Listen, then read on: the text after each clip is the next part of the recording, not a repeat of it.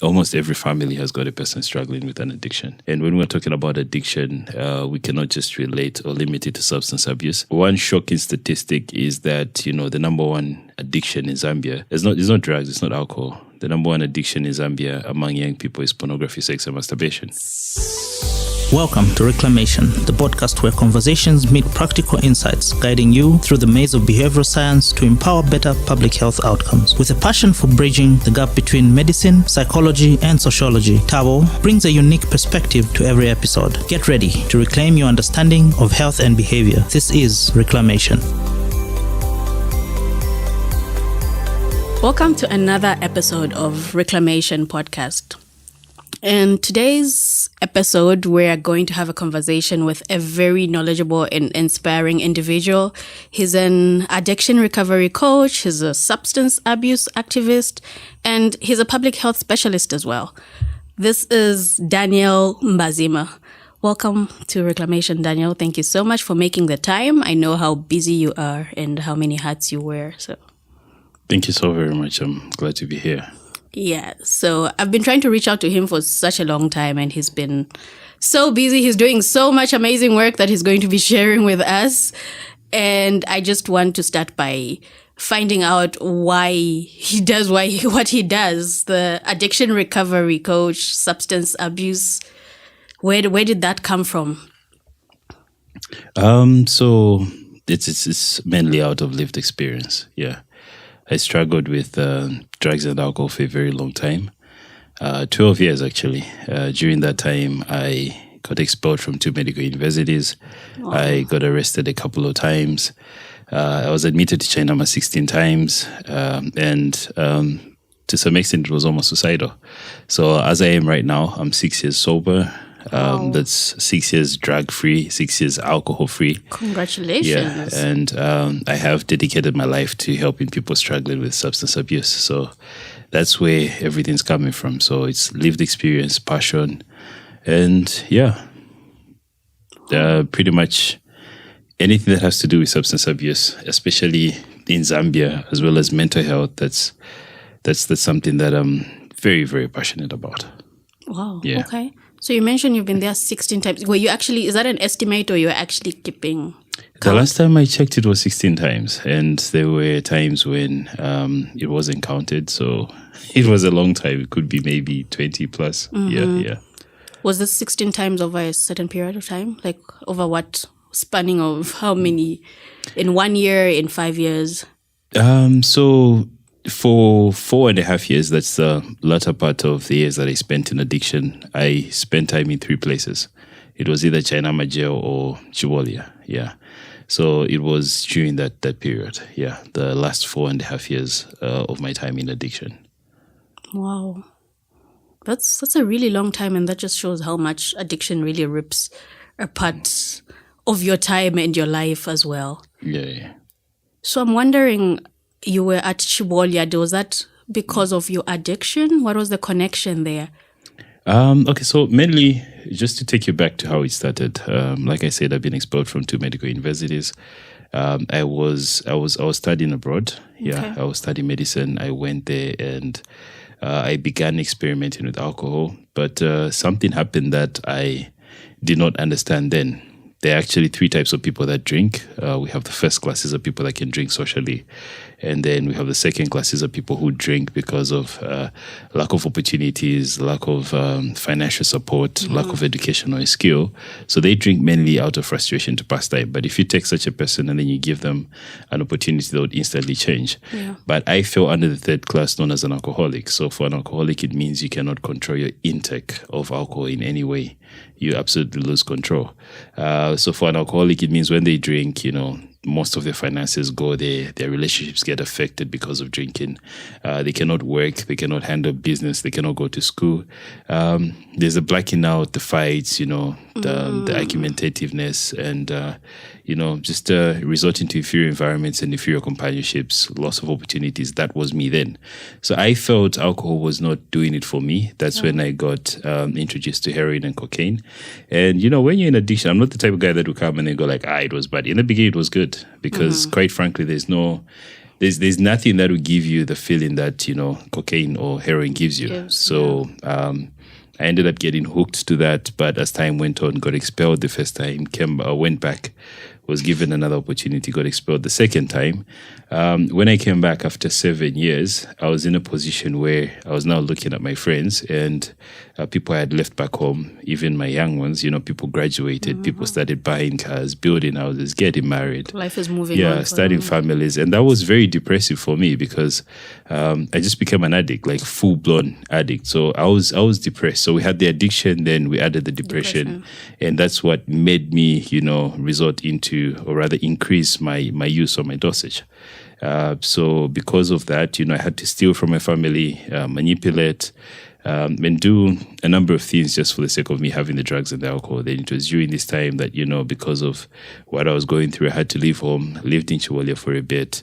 Because of my addictive habits, I ended up getting arrested a number of times. And we didn't have any rehab centers in the country. The only place that was there was Chinama. So every time I needed to detox or things got out of hand, I would end up in Chinama.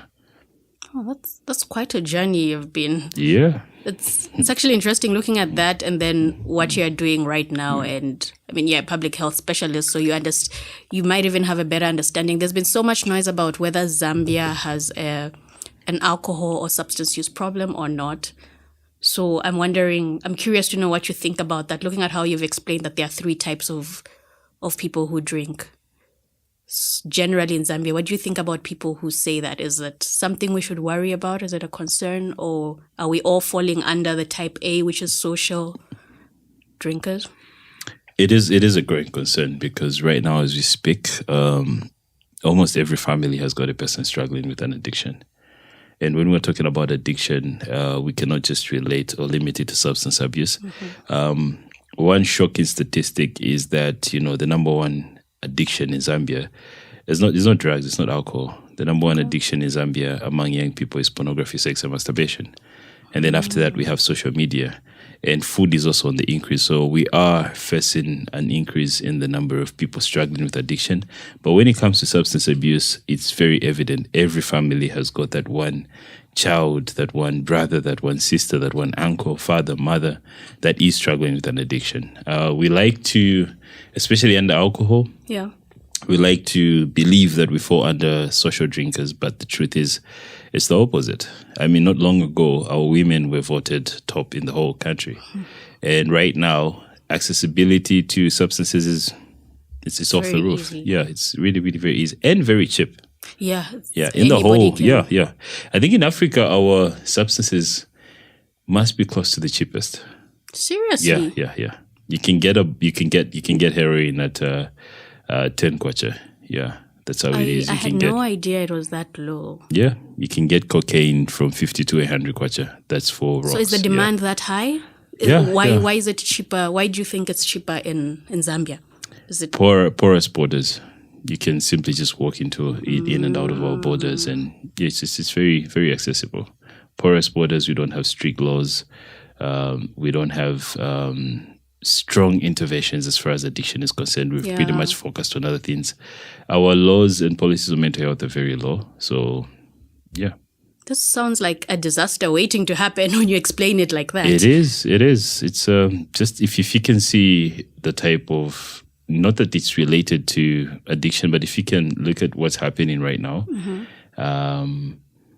we're having strange behaviors moving up and down. Like it's just strange. Things that are happening are pretty much strange. So it is a ticking time bomb. Yeah. Huh. Okay, so now scary, eh? Very, very scary. So now I'm wondering, how do you determine where you fall? Since a lot of people would automatically think we regard ourselves higher than we actually are. So you think you are a type A. Yeah. So what makes the difference between an A, B, and C? How would somebody roughly? I know you'd probably need to get proper assessment and but roughly, how would you know to say, okay, I am this type? If it's affecting your relationships, then that's a problem. That's number one. We have a situation where people say like, no, but I'm able to work, I'm able to do this, I'm able to do that. When I drink, I don't cause any problems. I drink alone. The functional. Yeah. A lot of people say functional. It's even a bragging term now. Exactly. But if you drink alone and you don't cause problems, you don't black out. But the thing is, you are denying yourself and your family enough time for you to build and enjoy a relationship. So you're resorting into isolation and your loved ones are there wondering to say what's going on. Yeah. So you're self-medicating. That's a major indicator. The second thing is, if you're able to abscond your priorities such as school, work, or business or whatever it is, and your input is not 100%, that's an indication that there's a problem. Another thing is, if it's affecting your finances, then you know it is a problem. If you're increasing in dosages or you're taking substances for the sake of dealing with stress, anger, or other things, then it is a problem. And failing to sleep without having something, that for sure is a problem. Yeah. Wow. And I must add, all these things are coming from a deep pain, mainly related to mental health things. Every time I'm given a chance to speak, I like to divert to mental health because when we're growing up, we are taught what to do whenever we injure ourselves. I can approach a kid who's 10 years old and ask them, what do you do when you cut yourself? They know. What do you do when you have a headache? They know. What do you take when you have stomach pains? Everybody knows. So as we're growing up, what happens is, we know what to do whenever we're physically injured. And as a result, the physical injuries reduce. But what increases, on the other hand, are psychological and emotional injuries such as failure, injuries such as, unemployment, injuries such as disappointment, injuries such as heartbreak, injuries such as, not feeling like you're good enough. All those things keep increasing. Financial stress lately among young people, all these things keep increasing. And they make us so tense and so angry. And as a result, we need to cool off and we need to find something that's going to calm us down. And in most cases, people choose to addictive behaviors or, addictive substances. The fastest growing addiction right now is gambling. You can see betting places everywhere, and worse off, it's on our phones. So it is an addiction crisis. Now that you break up gambling, I'm wondering what differentiates one addiction from the other? Why is it? Is there anything contributing? If somebody is an addict, is it easy for them to be an addict addicted to multiple vices? Because I remember you mentioned to say you were the type C person. So does that mean you were prone to getting addicted to other things as well? Or is it just alcohol that would be for you? Are there people who are more prone to alcohol while others are more prone to betting or to sex and masturbation and porn? So the whole science behind it goes back to dopamine. That's just how it is. I will explain it from the substance abuse perspective, then I'll take it back to gambling, just for me to talk about different things. So we all have what is known as dopamine in our minds, and dopamine is that feel-good hormone that we get whenever something good happens or something extraordinary happens. For instance, we will be having this interview, but if my phone flashes and I receive money, there will be a switch up in attention. Because I'll be excited, I'll be calculating the budget, and izangena. Exactly. You get what I mean? Yeah. Ichola. So, and it's just that feeling that you get when it's your birthday and somebody surprises you with something that you've ever wanted. That high, So the way dopamine works is, I'll just quantify it for people to get a clear understanding. On your worst day, a day you don't feel like engaging, let's say your dopamine is at 40. A day when you don't feel like, relating, talking to people and everything. Nothing extraordinary has happened, but you're just feeling low. I would say your dopamine is on 40. Normal day, I would say your dopamine is at 50. But there are two things that get to release dopamine naturally. We've got food and we've got sex. So we've got low day 40, normal day 50. We've got sex at 92, then we've got food at 94. The highest level of dopamine that a human being can get to is 110. That means this person is happy, vachilamo. It happens to very few people in life. Let's say maybe you win the lotto, you become the president. Just few incidents can increase your dopamine to 110. That's like the limit. So I'll go back. Low day, we've got 40. Normal day, 50. We've got sex at 92. We've got food at 94. We've got highest level at 110. It's how you're saying those numbers effortlessly. Yeah. So the shocking factor is drugs such as cocaine and heroin increase your dopamine level to 1,200. Yeah. That's the high. Wow. That's there. Yeah. So that's way beyond anything else in life will ever get you. Exactly. Yeah. You never feel that good with anything in life. Yeah. Even if you're given $100 million, you can't compare it to the high that you get whenever somebody's high. So initially, people are actually addicted to that dopamine feel. They're addicted to that rush. Now, the tricky aspect is when you take a substance, your mind will release, certain hormones to sort of suppress the release of dopamine. It will tell you like, look, you're overfunctioning, you're releasing too much. So it will have to try to calm down. So it will suppress that. So in turn, what happens is if you had one fix, one won't be enough. You need about 3 to feel that same effect. 3 won't be enough next time. You need about 5, and just so on, 6, 7, just like that. So what's happening is you're increasing your dosage and you're building tolerance, and in the process, you're getting addicted. Now you get to a point where if you do not take the drug, that's when withdrawal syndromes happen. So the common example I like to give is, let's say, like we take you, then we put you in a desert and we ask you to walk as long as you can without food, water, or, an umbrella for shelter. It's a desert. I mean, it's freaking hot. And after you walk, maybe you've done like a day and you've exhausted all your energy. We put you in a room like this, and then we put a glass of cold water in front of you. And then we ask you, we say, we want you to think about your loved ones. It's impossible. Because what your body wants is just the water. Yeah. Even if we give you dollars or something, it's impossible, because what your body needs is just that water. Even if we say you pray, you can't, because your body just needs that. So that can be compared to the type of craving that a person has whenever they're on drugs or on alcohol. They get to a point where when they don't have that substance, they can steal for anything. They can manipulate, they can kill just to get to that drug. That's pretty much how it works.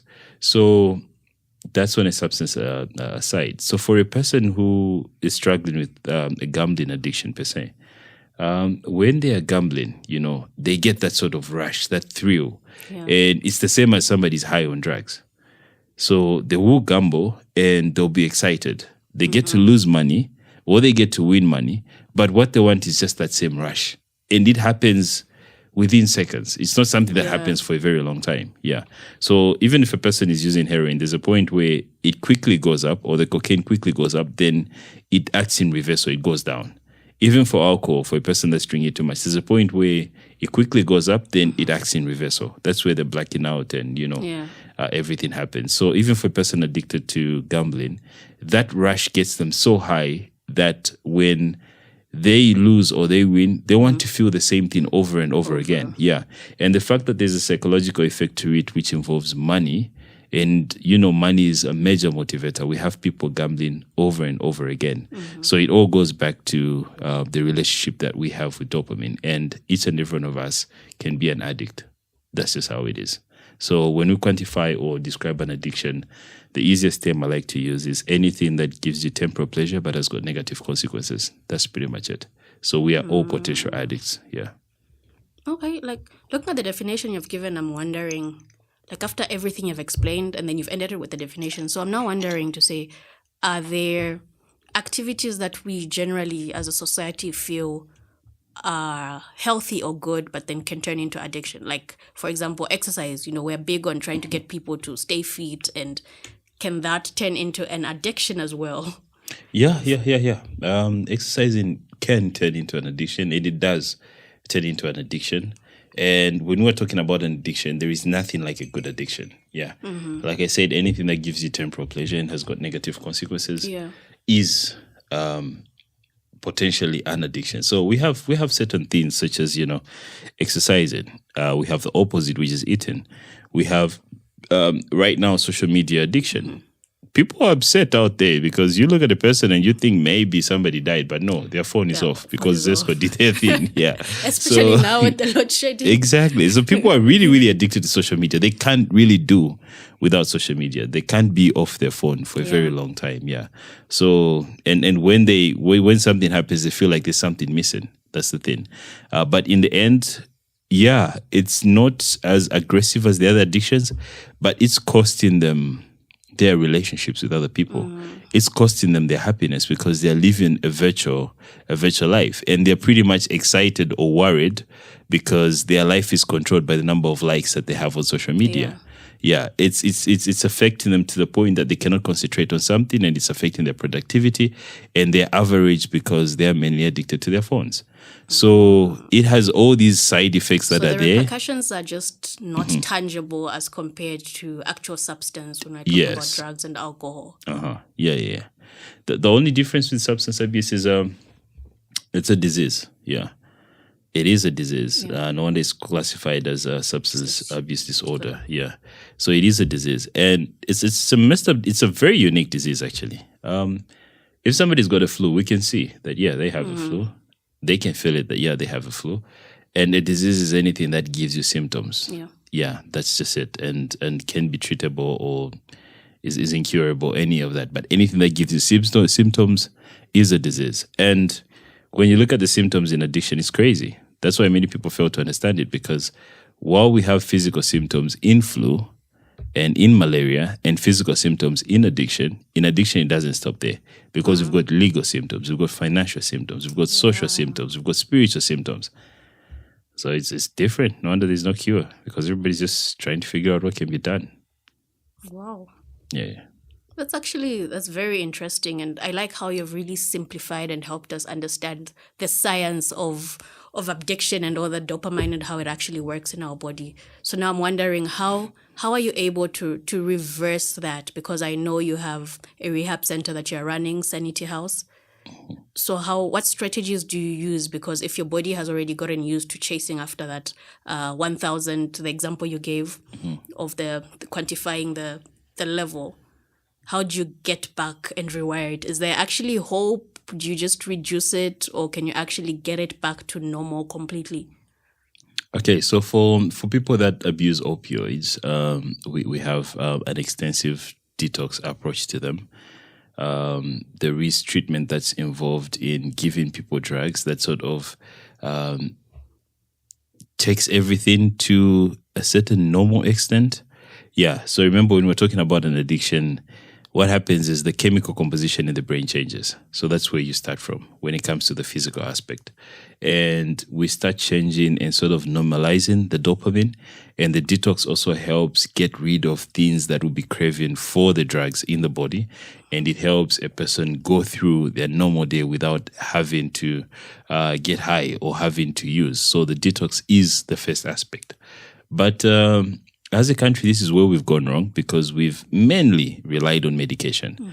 So detox only helps with the physical aspect. If a person still has the mentality of an addict, they still feel like they're an addict. So pretty much the root cause. Because yes. From what I'm getting, is like most addicts are trying to run away from some mental or emotional thing. Yeah. No wonder the most important question is not, do you know what's going to happen to you when you continue using? We know addiction takes you in three places. That's jail, rehabilitation, or the mortuary. Yeah.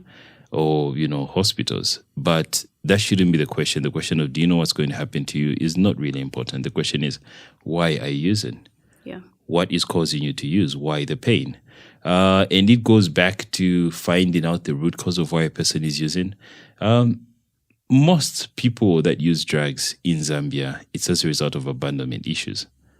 That's the thing. So you have parents who are there, but they're not there because everybody's pretty much busy. So people don't really know how to parent and raise kids as it is in Zambia. That's a very interesting thing you brought up, because I think when we talk about abandonment or think about it, we're thinking about parents who are not actually physically present, but we forget that there's the emotional part of actually being a parent that leads to that. Yeah.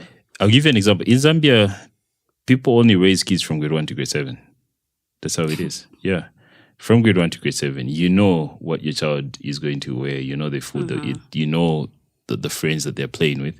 You know their favorite color. You know their toothbrush. You pretty much know everything about them. Grade 7, they make the decision, and that decision is dependent on where they're going to go, depending on how they pass.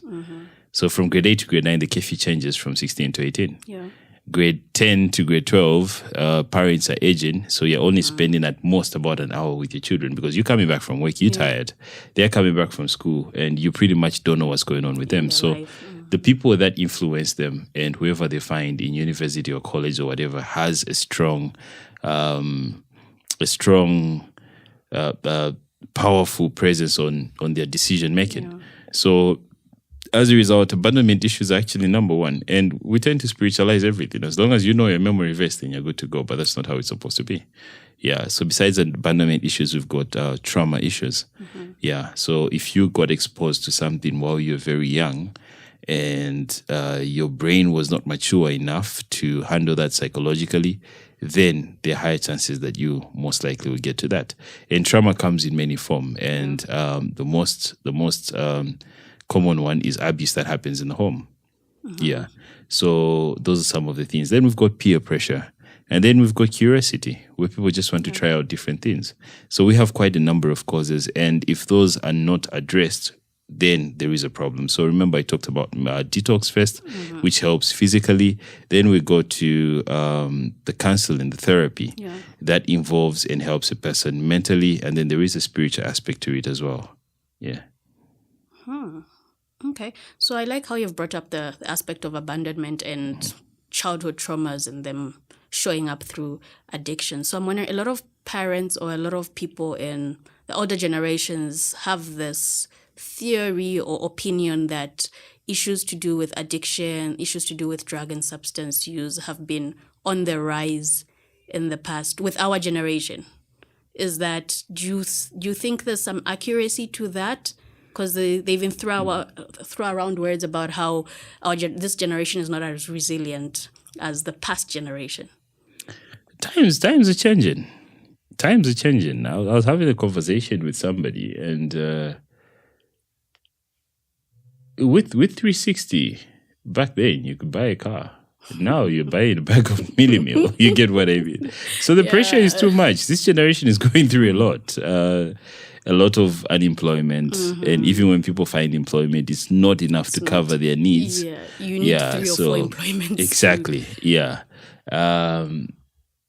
There's an increase in divorce, and failed relationships. There's an increase in suicide. So there is so much exposure to social media. The world is moving fast. So there are many, many triggers, many psychological injuries that are taking place. And we're a lot. This is not like the 1980s when people were few and opportunities were many. So we're a lot. So as a result, stress levels are off the roof. And it's just the timing in itself. Every time comes with its own challenges. And unfortunately, this is a time where we're having a mental health crisis. So as a result, we're prone to see all these things that are happening. Yeah, that's actually, so from what I'm getting, it's even as we are developing and being more innovative and having tech and all this globalization, we're having so much good that has happened over the past 20, 30 years, but that good also comes with some bad, and I think we don't actually see it that way. Yeah.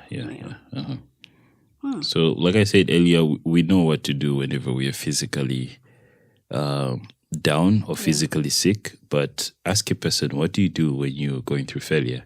What do you do when you lose a loved one? What do you do when your heart is broken? What do you do when you feel like you're not good enough? People don't know. Yeah. So despite scientifically proven methods that are there and exist, people still don't know. So what do you think can be done about that? How do we get people to know, like, we are now the parents of the next generation? How do we get ourselves and also the generation we'll be raising to actually know? Sensitization as well as more information on mental health, because as it stands, there's a lot of stigma against mental health related problems and a lot of ignorance when it comes to mental health in itself. So we need a lot of sensitization. The same thing that is being done in terms of financial literacy in schools and curriculums changing. People need to know how to cope and deal with stress. Otherwise, they're going to go to something that will give them a false hope. And what exactly is the false hope? Drugs and alcohol. Yeah. Because that's the only thing that will give you a perception of you're going to be happy, you're going to get rid of things. Yeah.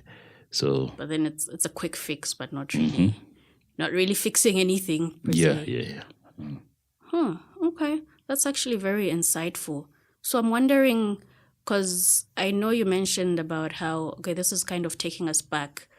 Like, how do our systems contribute as well to addiction?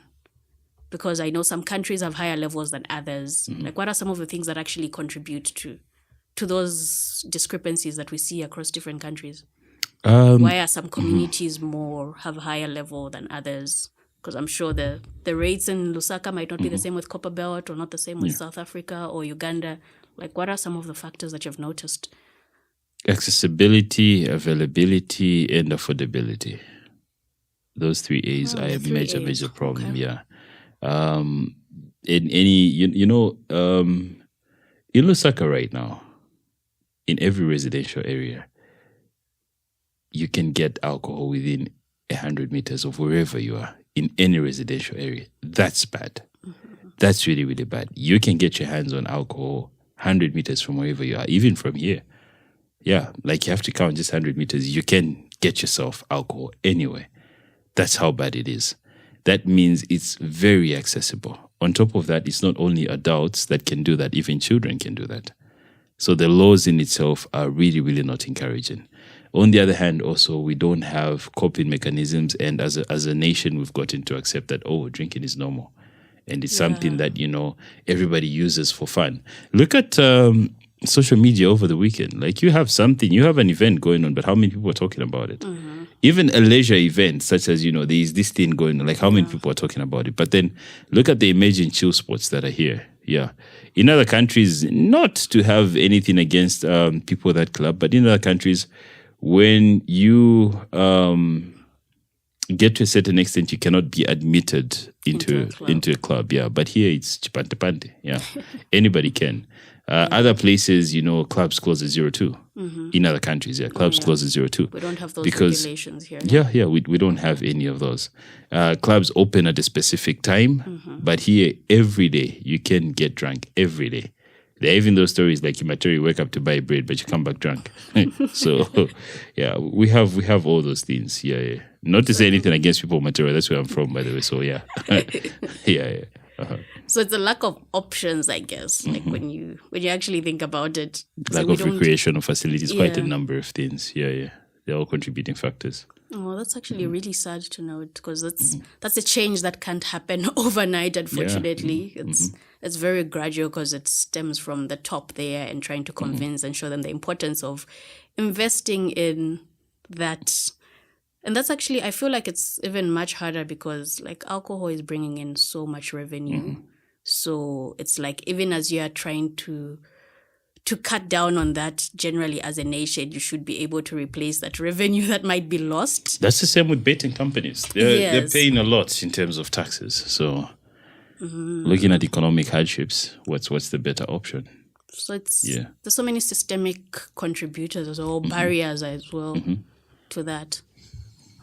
Okay, that's interesting. So looking at the work that you do at Sanity House of you're pretty much getting somebody who has a habit and trying to break that habit, right? Do you replace it with another habit?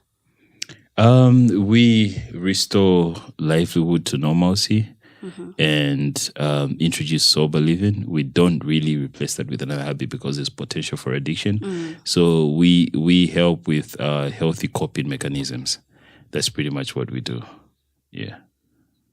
Okay, so I'm curious to know what are some of the insights you'd share to somebody who might not really think they're addicted, but they're trying to break away from a specific habit that they feel is unhealthy. Maybe it's not as fatal, as destructive as the actual alcohol addiction or an alcoholic, but it's something that they think is just it's a pain in their life and they want to get rid of them. What are some of the normal things or tips they can use to actually try to cut down on that? It could be maybe eating unhealthily or spending too much time on the phone. Just the usual everyday things that some people would be like, no, I want to do better at this, even though it is kind of probably feeding into their dopamine levels as well.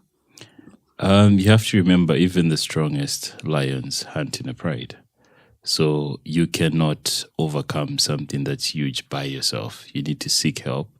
And there is hope and there is help now. You can get in touch. I deal with all sorts of addiction, like I said, from masturbation, pornography, this and that, food, gambling, this and that. And it's all from a professional aspect. Mm-hmm. And there are many others that are offering help now. Yeah. So you can seek help and you'll be able to get rid of your problem. We've seen an increase in support groups as well, even online. There are many communities online, and nobody's going to know about your identity, but you sure can get rid of what you're struggling with. On a spiritual aspect, they tend to say the devil uses your biggest secret to bring you down. So that thing that you're not talking about is causing major problems. It's causing sleepless nights. It's causing a lot of regrets. It's affecting your relationships. It's affecting your productivity. And in as much as you may look at it and say, oh, I enjoy this thing, but it's got negative consequences, you may have to get to a point where you realize to say the damage is far way greater than, the short-lived happiness. So you can seek help. And also, look at your record. It's as simple as that. Just look at the record. Look at how much impact that thing that you're struggling with is affecting you. Yeah. Just pretty much look at the record. Like, is this good for me or is this bad for me? What does my record say? And once you come to that sincere conclusion, only then can you seek help, and that opens the doors for you to get well and relieve what you're going through. That's very, very helpful. Thank you so much for sharing. And what are you working on? What could we look out for, Daniel Mbazima, with Sanity House and the work that you're doing? Anything new that you've been up to? Anything that you're working towards? The research. We've got a lot of information on alcohol itself, but we are researching on drugs, and we are coming up with tailored interventions that are applicable in Zambia. Yeah. We are not trying to, borrow stuff from elsewhere. Like, yes, we are getting stuff, but then we are making it more Zambian now. Yeah, to offer help. We've been trying to push also for substance abuse, laws and reforms. At least there is a policy now. Mm-hmm. So we're working with various stakeholders in terms of, offering better solutions. Yeah, there will be a big announcement coming soon. So, yeah. It's not yet confirmed, so I won't say anything. That would be the first ones to know about it. But sure. Anyway, thank you so much. So how can people find you if they want to have more conversations on this, want to understand addiction and recovery better, or want your services or to be helped out? How do people find you? You can follow our page on Facebook. It's called Sanity House Rehabilitation Center, and we'll get back to you as quickly as possible. Yeah, and if you want to have a one-on-one or speak to me directly, my name on Facebook is Daniel C. Mbazima. So just type in Daniel C, then it will come through Daniel C. Mbazima. That's my name on Facebook. My personal phone number is 0975-849489. So I will say that again, 0975-849489. That's it. Okay, great. I'll share the links to the social media platforms so that people can easily just click on the show notes and be directed right to it. Is there any question you wish I had asked? I'm good. Sure? Something we need to do. You have so much knowledge. There must be something. You're like, No, I'm good. Okay, we just had a very insightful conversation with Daniel Mbazima, the founder and the director of Sanity House. He is a substance use activist. Yeah. Substance use activist and a recovery coach, and he's also a public health specialist. So he taught us so much about the science of addiction, understanding how we get hooked, and the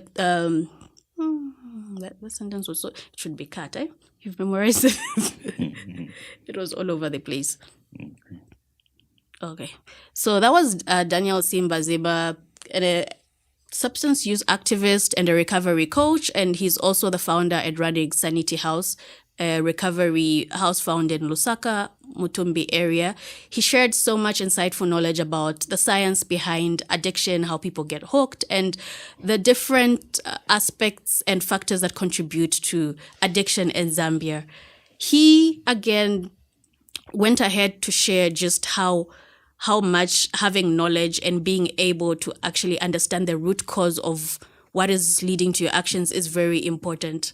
Thank you so much, Daniel, for coming through. Till next time. Thank you so very much. Thank you for joining me till the very end. In the world of behavioral science, every ending is just the beginning of something new. Please remember to subscribe, leave a comment, and stay tuned for more adventures in behavioral science as we continue our journey towards a healthier, more informed decision making. Until then, stay curious, stay vigilant, stay healthy. This is Tabo Lukato Hadunka signing off from Reclamation.